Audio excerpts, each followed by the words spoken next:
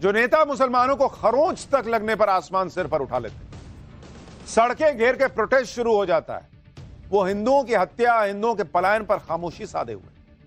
ओवैसी से जब बंगाल हिंसा के बारे में पूछा गया तो कहने लगे कि वो बंगाल सरकार के प्रवक्ता नहीं है, ऐसे तो छाती पीट लेते हैं, एक और मस्जिद शहीद नहीं होने दूंगा, और हिंदुओं पे अत्याचार हो रहा है तो बंगाल सरकार के प्रवक्ता नहीं है। एक बार ओवैसी को सुनिए, फिर बागेश्वर बाबा ने हिंदुओं पर क्या कहा है वो सुनाता हूं। नहीं, मैं किसी गवर्नमेंट का भी स्पोक्स पर्सन नहीं हूं। मैं अपनी पार्टी की तरफ से ये बात करने के लिए आया हूं, और वेस्ट बंगाल की जो सरकार है उनके पास कॉम्पिटेंट लोग हैं, और मुझे यकीन है कि वो कॉम्पिटेंट लोग आपके सवाल का बेहतरीन जवाब दे सकते हैं। और आपको सिर्फ एक टेलीफोन कॉल करना है उनको, आप कॉल करो, बोल देते आप। वायलेंस को हम कंडेम करते आए, कंडेम करते रहेंगे। मैं अभी आपको बोला कि प्रोटेस्ट होना और पीसफुल होना, किसी भी किस्म का वायलेंस जो होगा वो कंडेमनेबल है। वायलेंस नहीं होना चाहिए, पीसफुल प्रोटेस्ट होना चाहिए। हिंदू घर छोड़कर जाने को मजबूर हो गया, कह रहे हैं हम निंदा करते हैं। तो बॉस, ये निंदा सबके लिए कीजिए, फिर जगह जो है वो 15 मिनट पुलिस हटा लेने वाला हिसाब नहीं होना चाहिए। फिर सबके लिए तराजू बराबर रखिए। बंगाल में हिंदुओं पर हो रहे हमलों पर पूरा इकोसिस्टम सन्न हो गया है, सुन्न पड़ गया है। इन लोगों के मुंह से आवाज नहीं निकल रही। क्यों? क्योंकि जो भीड़ हमला कर रही थी वो इनका वोट बैंक है, मुसलमान है वो। अगर वो गलत कर रहा है तो गलत नहीं बोल सकते हो आप, लेकिन हिंदुओं के हक की आवाज उठाने वाले बागेश्वर बाबा मुर्शिदाबाद में हिंदू पलायन पर भड़के हुए हैं। बागेश्वर बाबा ने चिंता जताई कि अगर ऐसा ही चलता रहा तो दूसरे राज्यों से भी हिंदुओं को भागने पर मजबूर होना पड़ेगा। सुनिए एक बार। हिंदू पलायन कर रहा है और इस प्रकार अगर भागता रहेगा तो वो दिन दूर नहीं है जब मध्य प्रदेश से भी हिंदू भागेगा, महाराष्ट्र से भी हिंदू भागेगा, गुजरात से भी हिंदू भागेगा। हिंदू डरा हुआ है और डराया जा रहा है, विशेष प्रायोजित तरीके से डराया जा रहा है। ये इस देश का दुर्भाग्य है, खास करके हिंदुओं का दुर्भाग्य, क्योंकि हिंदू न एकजुट है न जगा हुआ है, इसलिए ऐसा कृत्य हो रहा है। पर जल्दी ही इस पर रोक लगेगी, हमें भरोसा है। वक्फ बिल के खिलाफ जिस तरह से हंगामा किया जा रहा है वो सीधे सीधे सीएए और एनआरसी के खिलाफ वाले प्रोटेस्ट जैसा ही दिख रहा है। सीए एनआरसी के खिलाफ भी जमकर छाती पीटी गई थी, कहा गया था कि मुसलमानों के हाथ के साथ ये हो जाएगा वो हो जाएगा, लेकिन आज तक कुछ नहीं हुआ। ठीक वैसे ही वक्फ बिल के खिलाफ भड़काया जा रहा है, वक्फ कानून के खिलाफ भड़काया जा रहा है कि मुसलमानों की संपत्ति छीन ली जाएगी, कब्रिस्तान और मस्जिदें ले ली जाएंगी, जबकि पीएम मोदी लगातार कह रहे हैं कि वक्फ कानून से मुसलमानों पर कोई असर नहीं पड़ना। कागज दिखाओ, बताओ कि हां भाई हमने वक्फ किया है, कुछ नहीं होगा। वक्फ के नाम पर हो रही लूट बंद होगी, यह जरूर होगा। साथ ही पीएम मोदी ने यह भी कहा कि अगर वक्फ संपत्ति का ठीक से इस्तेमाल होता तो मुसलमानों के बच्चे पंचर नहीं बना रहे होते। सुनिए एक बार। आज ईमानदारी से उसका उपयोग हुआ होता तो मेरे मुसलमान नौजवानों को साइकिल के पंक्चर बना करके जिंदगी नहीं गुजारनी पड़ती। लेकिन इससे मुट्ठी भर भू माफिया का कोई भला हुआ। सैकड़ों विधवा मुस्लिम महिलाओं ने भारत सरकार को चिट्ठी लिखी, तब जाके कानून की चर्चा आई है। देश के प्रधानमंत्री की बात पर प्रदर्शनकारियों को भरोसा नहीं है, बल्कि उन लोगों के बहकावे में आ रहे हैं जिन्होंने सालों से मुसलमानों को डराकर अपनी पॉलिटिक्स। अब तो यह हाल है कि बंगाल का हिंदू खुल के कह रहा है कि वो सुरक्षित नहीं, उसे राज्य की पुलिस पर भरोसा नहीं, और इसलिए लगातार पलायन हो रहा है। मुर्शिदाबाद में हिंदुओं के पलायन की लाइव तस्वीर देखी। हमारी टीम हिंसा की कवरेज के लिए शमशेरगंज इलाके में गई थी, जो मुर्शिदाबाद में ही आता है। यहां हमारी टीम लोगों से हिंसा के बारे में बात कर रही थी, और इस दौरान हिंदू परिवार पलायन कर रहे थे। किसी के हाथ में झोला था, किसी के हाथ में थैला था, बस किसी तरह से इलाके से निकल जाना चाहते थे दिन रहते रहते। सुनिए पलायन करने वाले लोगों ने क्या बताया। तो यहाँ से कई ऐसे परिवार हैं जो घर छोड़कर जा चुके हैं, और जो नहीं गए हैं तो वो आज यहाँ पे तैयारी कर रहे हैं जाने की। और कुछ पुरुष ऐसे भी हैं जो खुद यहाँ रह रहे हैं, लेकिन अपने ही देखिए, हम आपको तस्वीर में देखिए सामान लेकर जो है, आप देखिए। दादा क्या परिस्थिति, आपको घर छोड़कर जाना पड़ रहा है? हिंदू लोग पालाচ্ছে দেখেন বলো না গো কোনো ভয় নেই বলো না जाना पड़ रहा है। মিডিয়া বলো সত্য কথা বলো देखिए आपके हाथ में हम देख रहे हैं थोड़ा बहुत, आप तो ज्यादा सामान भी नहीं ले पाए हैं दीदी, आप तो थोड़ा ज्यादा सामान भी नहीं ले पाए। घर में सभी घर में आपके घर पे लूट भी हुई है। देखिए आप देखिए किस ये है हिंदू परिवारों की स्थिति। ये महिला जो है वो रो रही है और उनके परिवार के सदस्य के साथ वो पलायन करने को जो है मजबूर हुई है। आप सोच रहे हैं बॉस की क्या तस्वीर है वहां की? आप मेट्रो शहरों में अपने घरों में सोफे पे बैठे हैं, आपको नहीं पता चल रहा बॉस कि इन लोगों का दर्द क्या है कि कोई अपना घर छोड़कर जाने को मजबूर हो जाए कि बाप रे बाप जिंदा नहीं बचेंगे। और इसलिए हम आपको यह रिपोर्ट दिखा रहे हैं। मैं कई बार समझ नहीं पाता हूं कि क्यों इस देश में एक बड़े वर्ग को समझ में नहीं आता कि पॉलिटिक्स के नाम पर क्या हो रहा है हिंदुओं के साथ। 1990 के दशक में जब कश्मीरी पंडितों को मारा गया, काटा गया, भगाया गया, तब भी इस देश में उस वक्त के सेंसस के हिसाब से 70 करोड़ हिंदू थे बॉस। 70 करोड़ हिंदुओं के तब के देश में 90 के दशक में कश्मीरी पंडितों को लतिया के भगा दिया गया। और आज की डेट में 100 करोड़ से ज्यादा हिंदुओं का देश है, लेकिन एक जगह से हिंदू जो है बैग उठा के जा रहा है कि मर ना जाऊं मैं, और किसी को ढेले भर का फर्क नहीं पड़ता, नेताओं के मुंह से आवाज नहीं निकल रही है।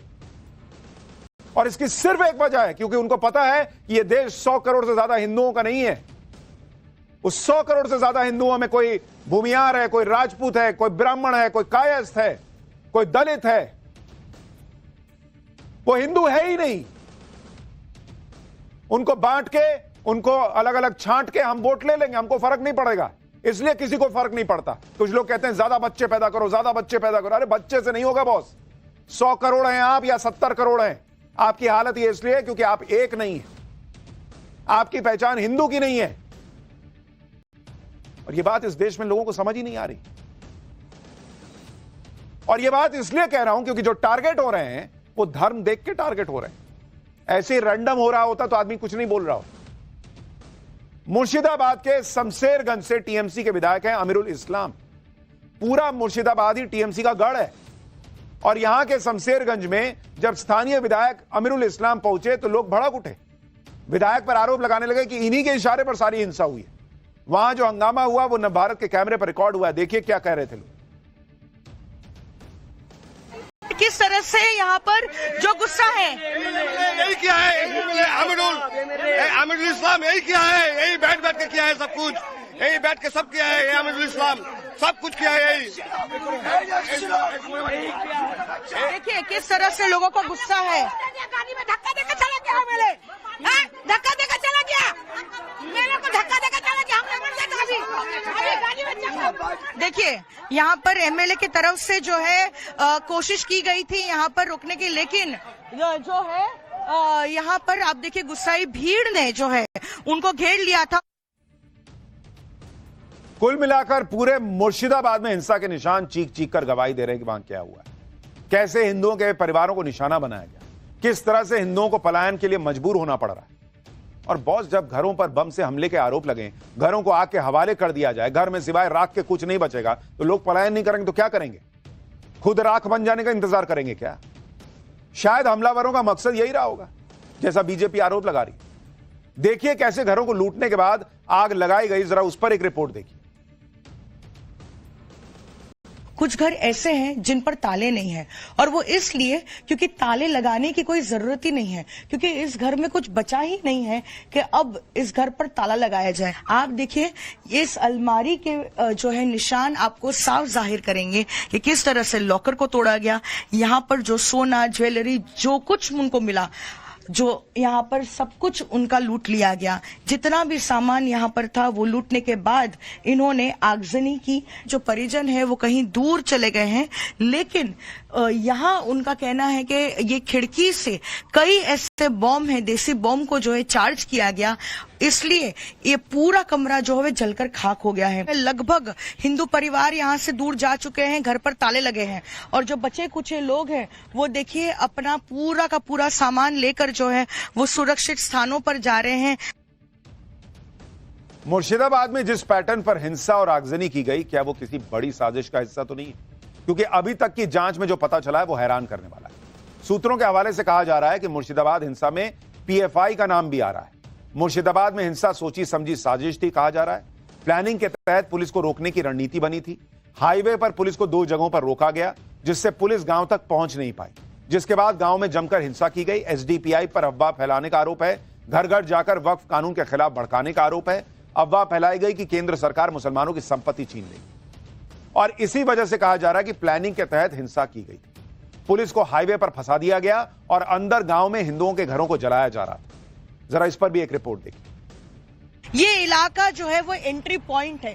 जिस गांव में हमले हुए हैं, जिस गांव में लगातार जो है आगजनी हुई, और यही सोचे हुए पुलिस अंदर दाखिल हो ही नहीं पाई। किसी को अंदाजा ही नहीं था कि ये हिंसा सिर्फ नेशनल हाईवे की नहीं है, लेकिन अंदर जो है एक सोची समझी साजिश के तहत जो है इसे जो है अंजाम दिया जा रहा है, जहां पर एक समुदाय को अपने निशाने पर लिया जा रहा है, उनके घरों को, दुकानों को जो है आग के हवाले किया जा रहा है। बंगाल में वक्फ बिल जो अब कानून बन चुका है, उसके खिलाफ हिंसक प्रदर्शन का सिलसिला रुक नहीं रहा। ममता बनर्जी सरकार के ढुलमुल रवैये से प्रदर्शनकारी लगातार हिंसक तरीके से प्रदर्शन कर रहे हैं। आज भी बंगाल में कई जगह हिंसक प्रदर्शन किए गए। दक्षिणी 24 परगना में हिंसक प्रदर्शन होने की खबर है। इंडियन सेक्युलर फ्रंट के कार्यकर्ताओं ने प्रदर्शन किया। पुलिस की गाड़ी में आईएसएफ ने आग लगा दी। पुलिस कर्मियों के साथ झड़प भी हुई है कहा जा रहा है। और यह आज की घटना बता रहा हूं। पुलिस ने प्रदर्शनकारियों पर लाठी चार्ज किया है, लेकिन जिस तरह से पुलिस की गाड़ियों में आग लगाई गई, वहां पर जो आगजनी हुई, उसकी तस्वीर आप देख रहे हैं। यानी बंगाल में लगातार इस तरह का प्रदर्शन भड़कता जा रहा है। दरअसल वक्फ बिल के खिलाफ इंडियन सेक्युलर फ्रंट के सैकड़ों कार्यकर्ता सड़क पर निकल आए थे। ये लोग भड़काऊ अंदाज में वक्फ बिल को वापस लेने की मांग कर रहे थे। सड़क को ब्लॉक करके काफी देर तक नारेबाजी प्रदर्शन चला। प्रदर्शन वाली जगह पर भारी संख्या में पुलिस तैनात थी।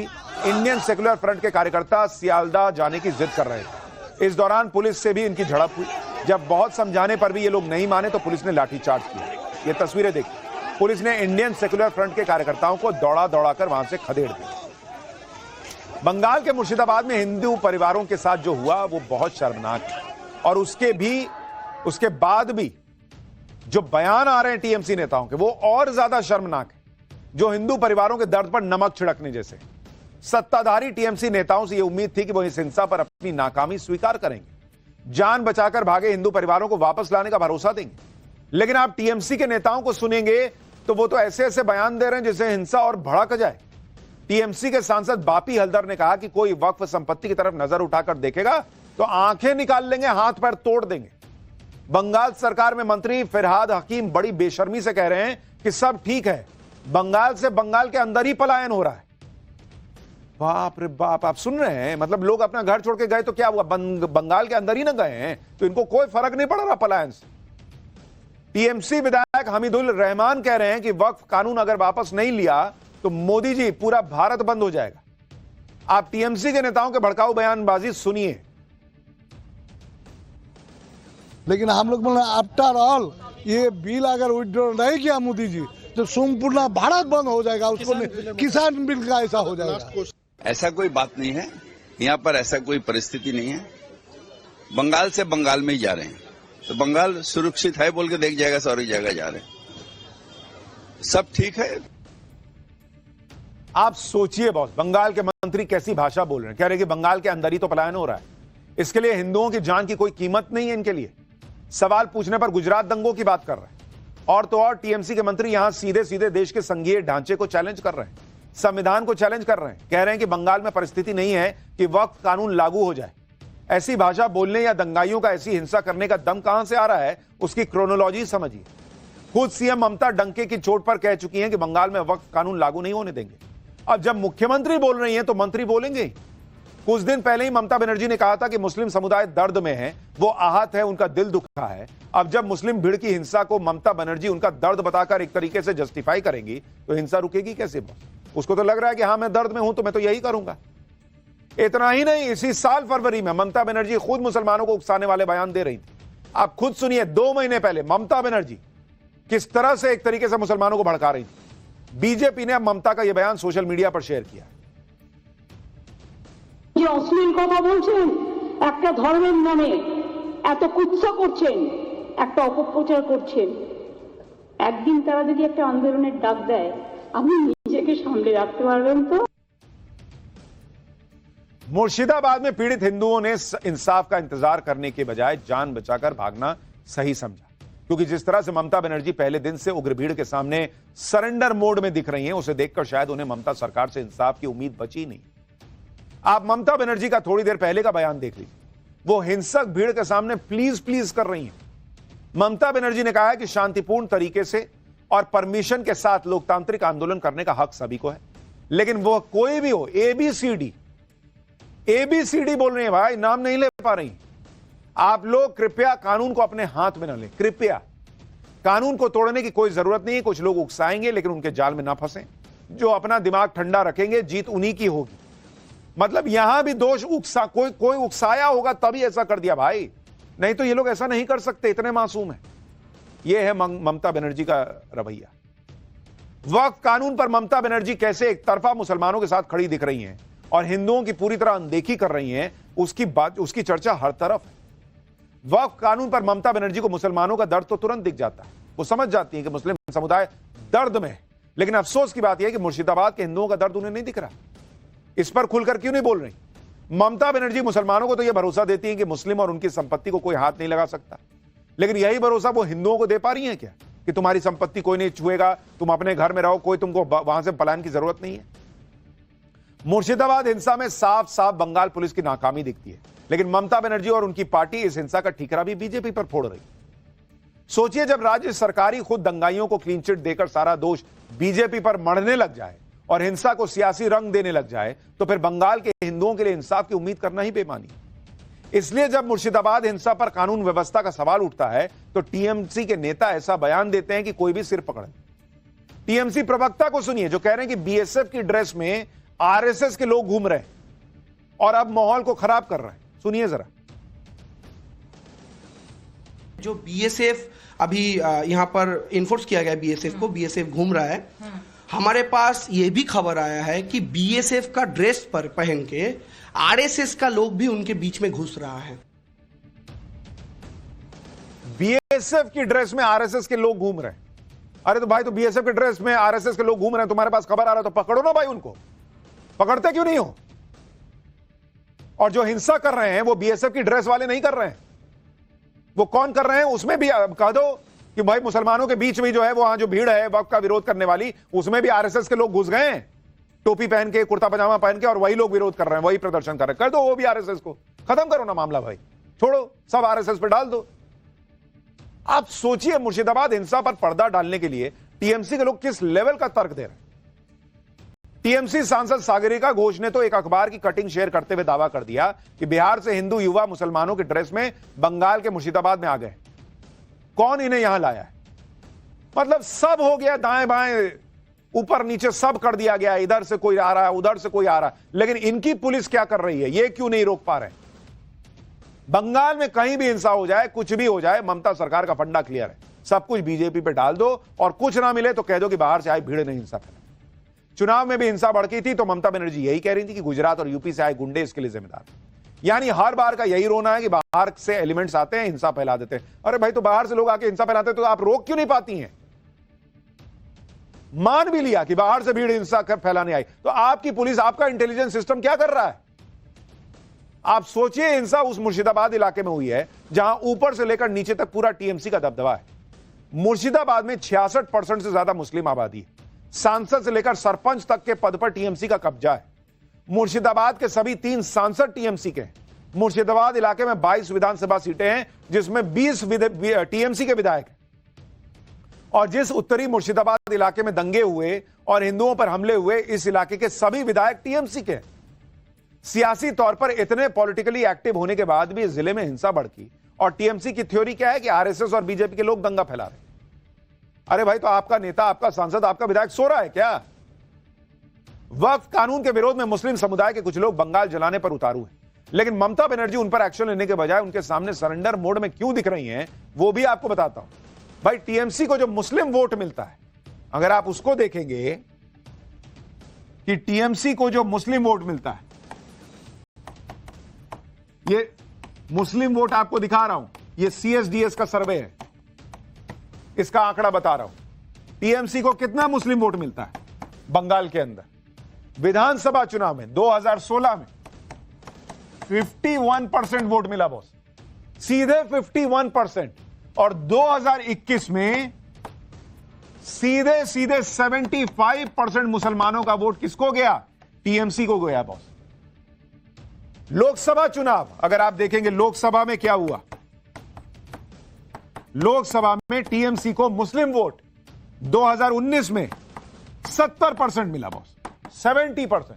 और 2024 में यह बढ़कर 73% हो गया मुसलमानों का वोट। किसके लिए? टीएमसी के लिए। पब्लिक पूछ रही है कि क्या इसी वजह से ममता बनर्जी की सरकार जो है वो नाम लेके नहीं बोल पा रही कि कौन हिंसा कर रहा है?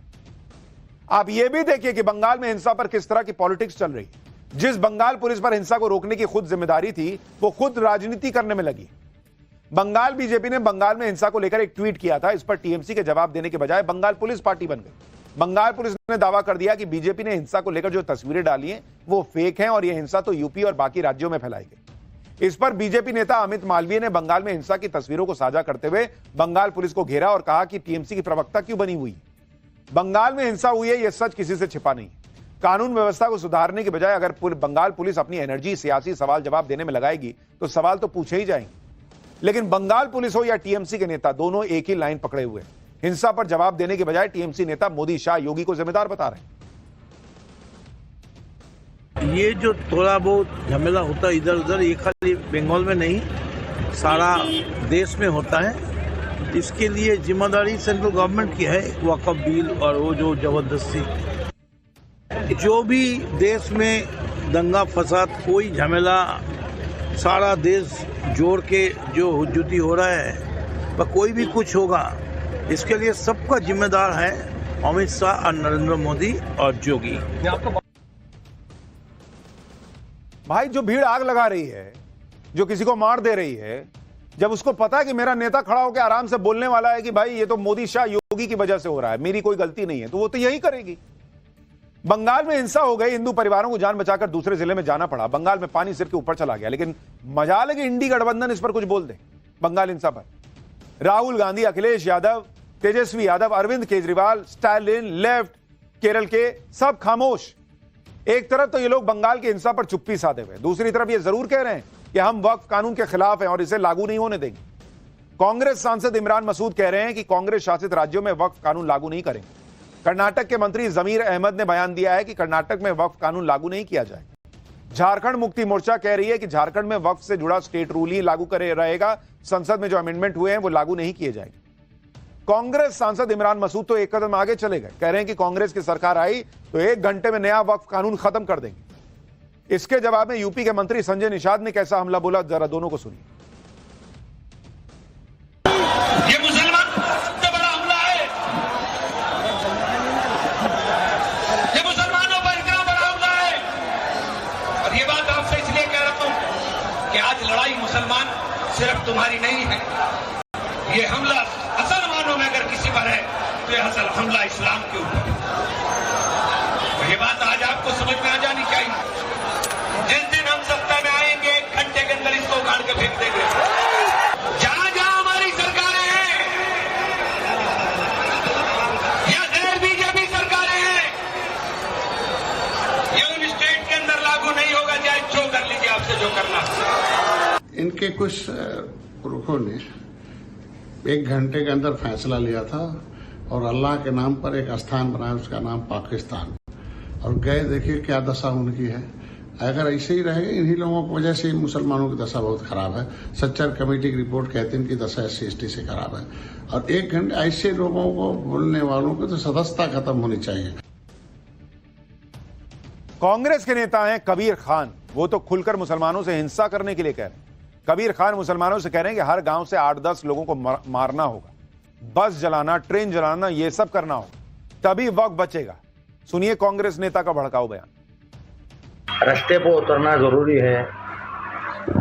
जो भी करना चाहते हैं तुम्हें, चलाओ, मरो, जान की आहुति देना।